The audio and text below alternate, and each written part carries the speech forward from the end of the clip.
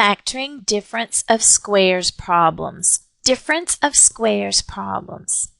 Difference of squares always have two terms. They are always minus, and they must have perfect squares so that we can get the square root. They are in the form a squared minus b squared, and we'll factor in the following manner using the square roots. So we'll have one parenthesis with plus and one with minus, and we'll have the square roots of each factor inside. Let's look at an example. We're going to factor x squared minus 49. First of all, it is two terms. It's minus. If we can get square roots, we can do it with this technique. And we can for x squared, the square root would be x. For 49, the square root is 7. So it will factor into two sets of parentheses and different signs so that they can multiply to give a negative. And then we use the square root. So for x squared, we will have x and x. And for 49, we will have 7 and 7. Your check would be a FOIL because we have two binomials. So if we do the check, we would have our first terms, x times x, x squared, outside minus 7x, inside plus 7x, and minus 49 on the last terms. Your outside and inside terms are going to cancel out, and so that will give you just x squared minus 49. Let's try another problem. X squared minus 64. It is two terms, it's minus, and these look like perfect squares, so we should be able to factor it with this technique. So we'll do our parentheses, different signs, and the square roots. And this is such a nice pattern that I don't even bother to check. Let's try another example. Factor 4x squared minus 1. So it is two terms, it's minus, and it looks like perfect squares. So we'll do our parentheses, different signs. The only extra piece is we have a number and a variable this time to do the square root of. But for 4, we can do 2. For x squared, we can do x. And then the square root of 1 is 1. So it's going to work. Our next example seems to be turned around backwards, but we can still work it, and we'll just leave it in this order. So it is two terms, it's minus, and these are perfect squares. So we'll do our parentheses, different signs.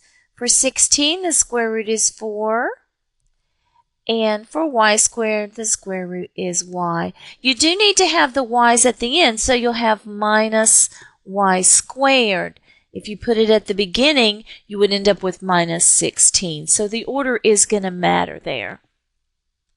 For our next example, it is two terms and it's minus, but the problem is our 3 is not a perfect square, so we're not going to be able to do squares right away. However, we could do something old. We could take out a greatest common factor. So we'll do that first. So a 3 is a common factor. We'll do a GCF. Remember, when you do GCF, it's one set of parentheses. And we'll put the missing pieces. So we're missing an x squared. And to get back the 12, a minus 4. Now, because our exponent is still to the second power in the parentheses, we have to see if this piece will do more. Our 3 is finished. We're going to just bring it down. But this parentheses is actually a difference of squares now. So we need to continue to factor it. And different signs. X and x, and the square root of 4 is 2. So we need all 3 of these pieces for our answer. Let's look at this problem. It is 2 terms, and it looks like squares. The trouble is it has a plus instead of a minus. Let's see what would happen if we tried to factor it. So we could do our x's. And to have a positive here, you're going to have like signs. So either 2 pluses or 2 minuses. So if we did 2 pluses, and you're going to multiply to get 9. So if we tried 3 and 3, when we do a check, we pick up an extra term that's not in the problem. So we get a 3x plus 3x is a 6x, which is not in our problem. If we had done a minus sign in each one, we would have just a minus 6x. So you're going to get an extra piece. The only way to make that middle cancel out is if you have different signs, a positive and a negative. But to have different signs, this must be a minus. So we've tried these things, but they're not going to work. So this one is prime. It's not going to factor, so we will just say it is prime.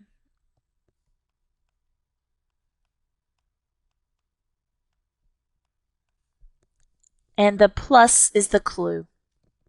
Let's look at this example. It is 2 terms and it's minus. The thing that's different in this problem is our exponent is a 4. We might be able to make a 4 work if we could take a square root. So you might just guess on the side, and a reasonable guess for the square root of x to the 4th is x squared. So if we tried it times itself, and that does give x to the 4th. So x squared is the square root of x to the 4th. So we do have a difference of squares here. And our square roots will be x squared. Now, because you are still to the second power, you have to see if these will do more. The first one will not do more because it is a plus. So with a plus, it's not going to do more. So this one is just going to come down. It's finished. The second one, though, is a difference of squares. So we're going to go from x squared down a level lower to x to the 1st, plus and minus 1 and 1. And so this last line is our answer. Factoring sum or difference of cubes. We're going to look at cubes and cube roots. First, let's recall a cube. So something to the 3rd power. This will mean 3 copies of the base. So 3 copies of the 2. 2 times 2 times 2 is equal to 8. So this is a cube. Our new question is that we have something to the 3rd power. We know the answer is 8, but we'd like to know what it is that is to the 3rd power. So we would like to go backwards and find out what the x is. This is a root question. A root is the inverse of raising something to a power. The cube root of 8 is equal to 2. Because 2 to the 3rd equals 8. What would the cube root of x cubed be? The cube root of x to the 3rd is equal just to x. The root and the exponent cancel each other out to just leave you the base.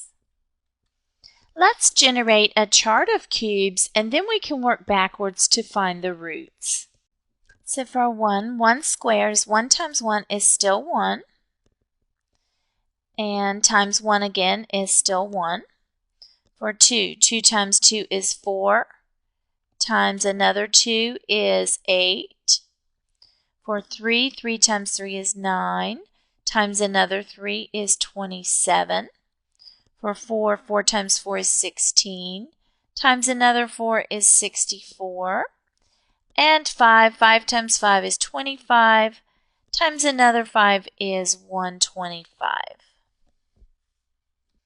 So if we would like to know the cube root of 64, we would just go backwards all the way to the x, and the answer is 4. Cube root of 8 would be 2.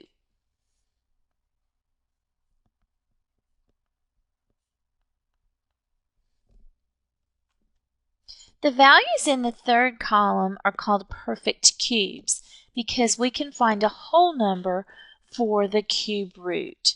We can use these to help us factor sum and difference of cubes problems. Factoring sum or difference of cubes. Sum or difference of cubes problems. Sum or difference of cubes are going to have two terms. They can be plus or minus, and they must be perfect cubes. So they will be of the pattern a cubed plus b cubed or a cubed minus b cubed. To factor sum or difference of cubes, the first thing to do is to find the cube roots. So for x cubed, the cube root is going to be x. For 8, the cube root is 2. Factoring cubes, you have a very distinct pattern. And so we're going to use those roots that we found with the sign of the problem. That will make the first set of parentheses.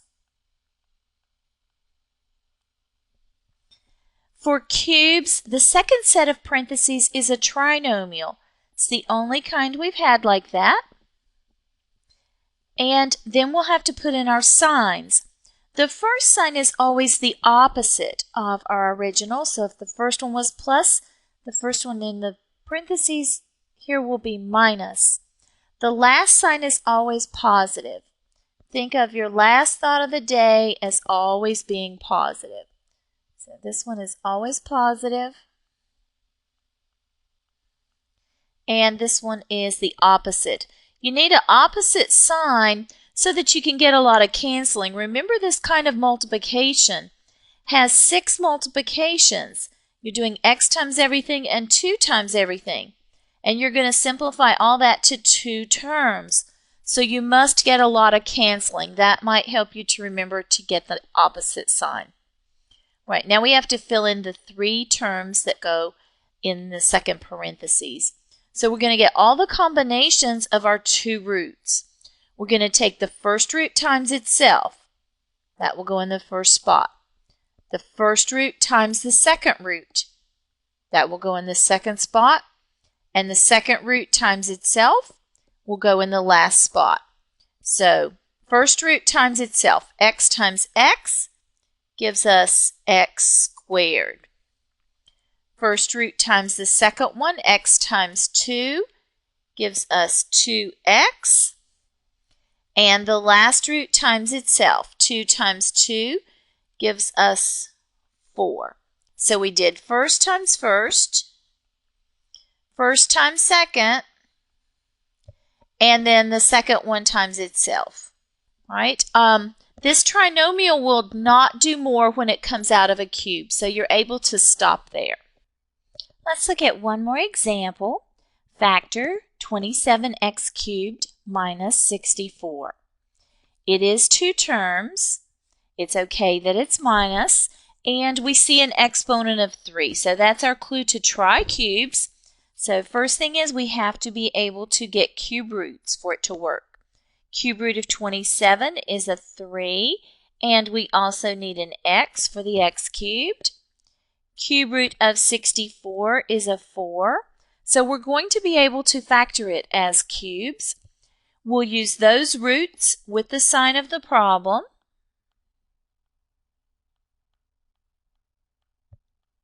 Second set of parentheses is a trinomial.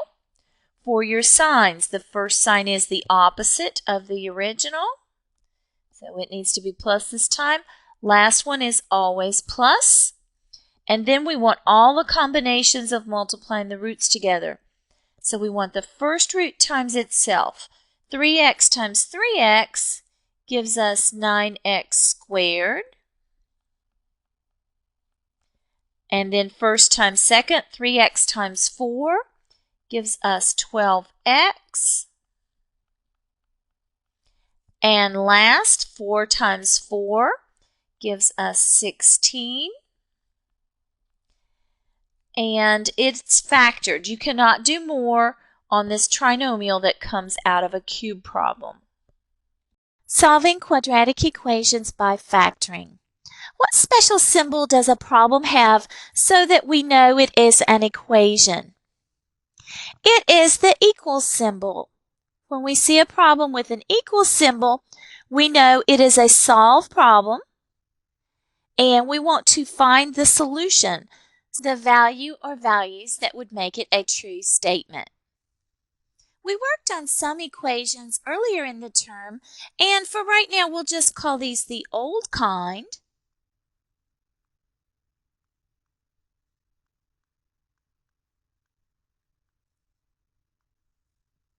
And they were like 3x plus 1 equals 7. Remember, for this kind of equation, you isolated the variable. So you would subtract the 1 from both sides and then divide by 3. Our new kind of equation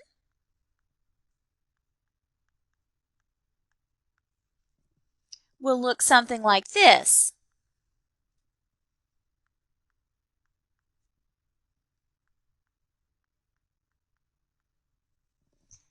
And notice isolating the variable will not help you here because x squared and x are not like terms. They can never go together. So that method of isolating the variable will not work on our new kind of equation. We will need a new method to help us solve this kind. Since we have two kinds now, let's give a name to our first kind. Our old kind was called a linear equation.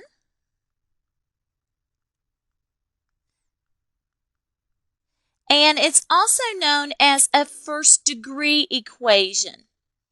And this is because of the exponent. The exponent on the x is 1. The other thing that degree tells you about is how many solutions you could have for an equation. So if it is a first-degree equation, you can have up to one solution for that kind. Our new kind of equation is called a quadratic equation.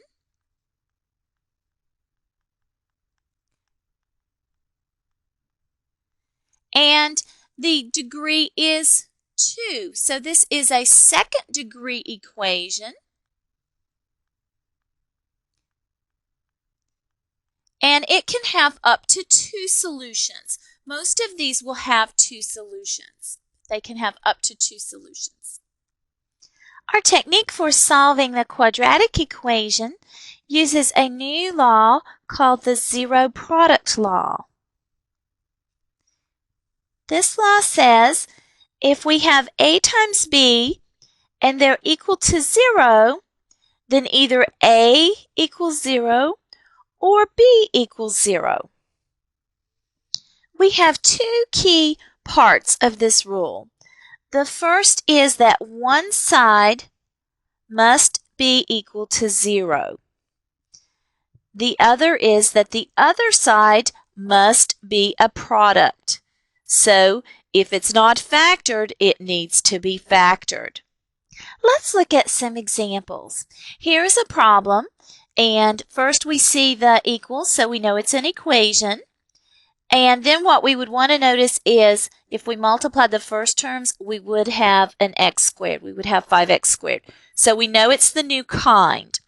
Now let's check for our conditions. We need a 0 on one side, which we have, and we need a product on the other side.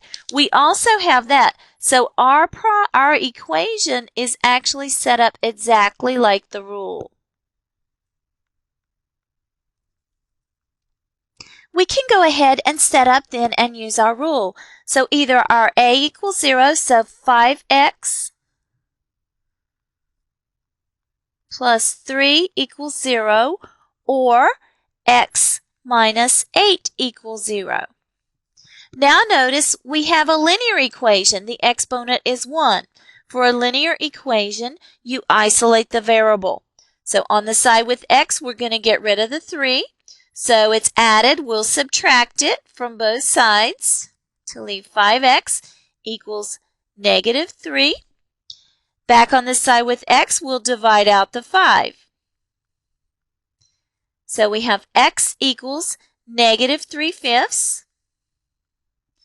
For our other equation, x minus 8 equals 0, we want to isolate the x, so we'll add 8 to both sides. Will leave us x on the left, and 0 plus 8 will give us 8 on the right, and we have two solutions. It's common to put these in solution set symbols. Since they're more than one, just holds them together. And you do it in order like the number line. So negative 3/5 and 8 are our solutions to this equation. Let's look at another equation. Notice we have the equals, so it is an equation. The next thing you want to think about is it the old kind or the new kind? So notice your exponent of 2, it is a quadratic equation. So we have to make sure we meet the conditions. We need a 0 on one side, which we have, and we need a product on the other side. We do not have that, so we're going to have to factor on the left-hand side. This is a trinomial. Remember, a trinomial goes into two sets of parentheses. And we can put the x's. We need different signs. And we're multiplying to get 24, and with different signs subtracting to get 2. So how about 6 times 4? And we want a negative 2. So we need a negative 6 and a plus 4. Now, you need to check these because if you factor wrong, the rest is going to be wrong. So this is a negative 6x plus 4x. That does give a negative 2x. So now we're ready to solve. We have our conditions met. We have a 0 on one side. We have a product on the other side. So this is my A. The x minus 6 is my B. And there's my 0. So either x plus 4 equals 0 or x minus 6 equals 0. And now they are linear equations because the exponent is 1. For a linear equation, you isolate the variable. So I need to subtract the 4 from both sides. On the left, it will give x, and I'll subtract 4. It's a negative 4. For the other one, I have x minus 6. I want to get rid of the 6, so I'm going to add the 6 to both sides. We'll leave x equals, and if we add 6 here, 0 plus 6 is 6. So we have two solutions, negative 4 and 6.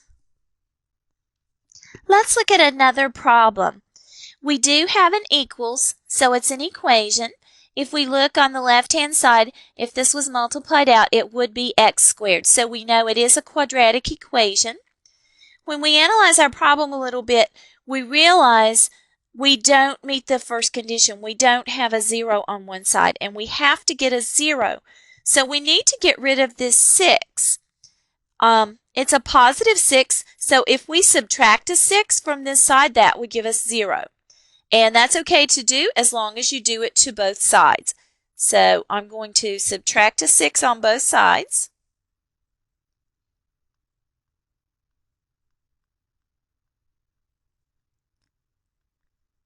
Equals comes straight down. When I subtract 6 here, it's going to cancel. But now I've messed up on the product on the left-hand side. So I'm actually going to have to multiply this one out before I can factor it. So I have x squared minus x minus 6 equals 0. So now I have a quadratic equation. I have the 0, but I need to get my product on the left-hand side. So I'm going to have to factor. I have a trinomial, so that tells me 2 sets of parentheses. I can do my signs. This says do different signs. Split the x's. And we're working on 6, so we can do 1 and 6 or 2 and 3. Different signs are going to subtract to give a 1. So 2 and 3, and we want to get a -1, so we'll put that with the larger. So we want a -3 and a +2. Let's check outside and inside. So -3x plus 2x does give a -1x, so we're good. Now, let's see if we meet the conditions. We have a 0 and we have a product. So the x plus 2 is my A, x minus 3 will be my B. There's my 0. So I'm ready to break it apart. Either x plus 2 equals 0 or x minus 3 equals 0. And then I can solve. For the first one, if I want to get rid of 2 that's added, I need to subtract it from both sides. For the second equation, my 3 is subtracted, so I need to add to make it cancel. So I have 2 solutions, -2 and 3. I want to look at the next 2 problems side by side so that we can compare them. The only difference is the first one has an x with your 2, the second one does not.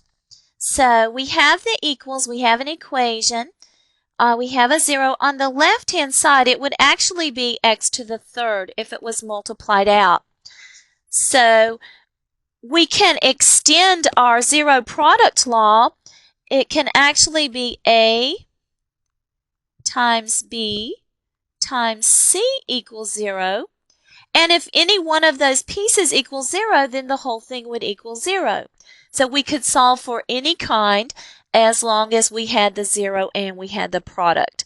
So if we're going to solve it, we will break it apart.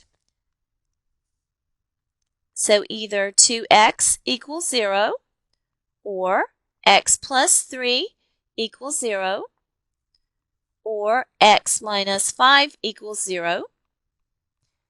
And then we'll solve. For the first one, divide by 2. And we get x equals 0. 0 is fine. 0 is a number.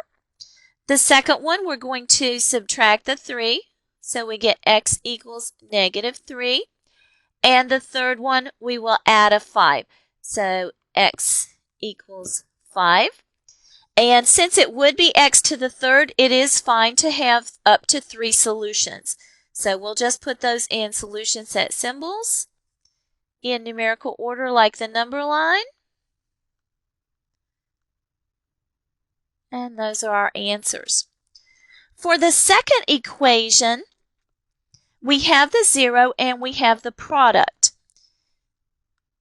So our A is 2, our B is x plus 3, and our C is x minus 5. We'll break it apart.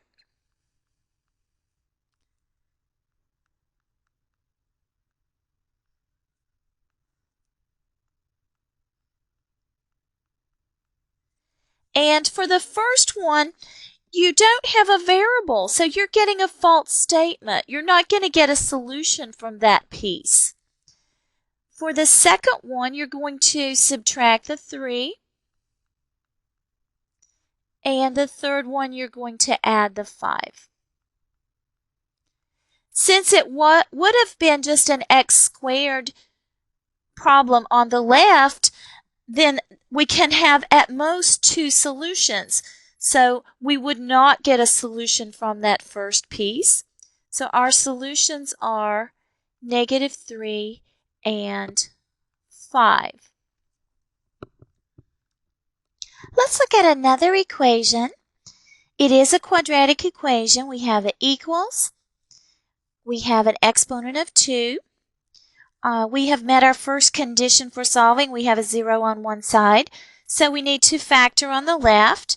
It's a trinomial, so we'll do 2 sets of parentheses. We'll do like signs, both minus. Split the x's. And we're multiplying to get 9, and then adding with like signs to get 6. So how about 3 and 3?